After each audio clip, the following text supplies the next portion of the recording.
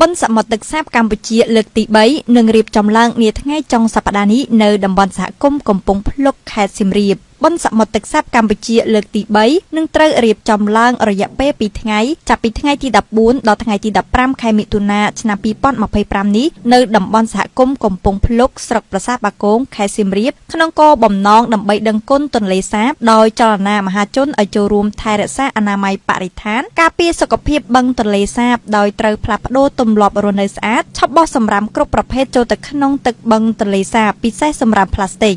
បើតាមលោកសូផ្លាតុងអភិបាលស្រុកប្រាសាទបាគងបានឲ្យដឹងថាសម្រាប់បុណ្យសមុទ្រទឹកសាបកម្ពុជាលើកទី3នេះរៀបចំឡើងក្រោមកិច្ចសហការគ្នារវាងរដ្ឋបាលស្រុកនិងអង្គការមូលនិធិទំពាំងស្នងឫស្សីដែលមានការគាំទ្រពីក្រសួងទេសចរណ៍ក្រសួងបរិស្ថាននិងរដ្ឋបាលខេត្តសៀមរាបដែលព្រឹត្តិការណ៍នេះនឹងមានកម្មវិធីជាច្រើនដូចជាកម្មវិធីទស្សនាបឹងទន្លេសាបការហែកក្បួនទេសចរការបង្ហាញផលិតផលទេសចរក្នុងឃុំកំពង់ភ្លុកការដង្ហែតុក្កតាយក្សការប្រណាំងទូកលក្ខណៈកំសាន្តរួមជាមួយនឹងកម្មវិធីកំសាន្តនិងអប់រំជាច្រើនទៀតលោកអភិបាលស្រុកលើកឡើងថាតាមរយៈព្រឹត្តិការណ៍នេះដែរនឹងក្លាយជាចំណែកមួយបន្ថែមទៀតក្នុងការជំរុញវិស័យទេសចរក្នុងខេត្តសៀមរាបឲ្យកាន់តែមានភាពទាក់ទាញនៅរដូវបៃតងខណៈនៅតំបន់កំពង់ភ្លុកនារដូវនេះកំពុងមានភាពទាក់ទាញខ្លាំងជាមួយទេសភាពបៃតងជាប់មាត់បឹងទន្លេសាបព្រឹត្តិការណ៍នេះក៏ជាផ្នែកមួយជំរុញផលិតផលក្នុងស្រុកចេញទៅឲ្យភ្ញៀវទេសចរក៏កាន់តែស្គាល់ផងដែរ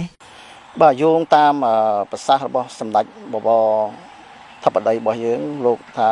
ខេត្តសៀមរាបយើងជាខេត្តទេសចរសហគមន៍ផ្សេងទៀតនៅក្នុងខេត្តសៀមរាប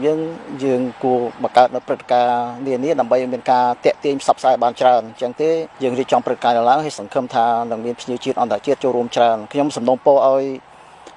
បងប្អូនជាពលរដ្ឋយើងទាំងអស់ជាពិសេសភ្ញៀវជាតិអន្តរជាតិសូមមកទស្សនាទីតាំង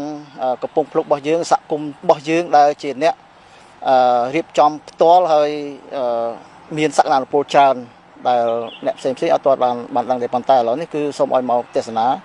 នៅព្រឹត្តិការណ៍នោះតើកំពង់ភ្លុកយើង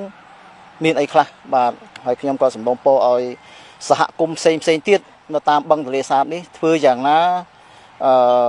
ក៏រំលើងវប្បធម៌ប្រពៃណីរបស់យើងពាក់ព័ន្ធទន្លេសាបរបស់យើងនេះដើម្បីយើងរៀបចំជាព្រឹត្តិការណ៍ធ្វើយ៉ាងម៉េចតាក់ទាញភ្ញៀវជាតិអន្តរជាតិឲ្យមកទស្សនាដើម្បីរកចំណូលផ្ទាល់ទៅដល់ក្រុមគ្រួសាររបស់យើងបាទយើងប្រែក្លាយពីនេសាទឲ្យមកខាងទេសចរមកវិញ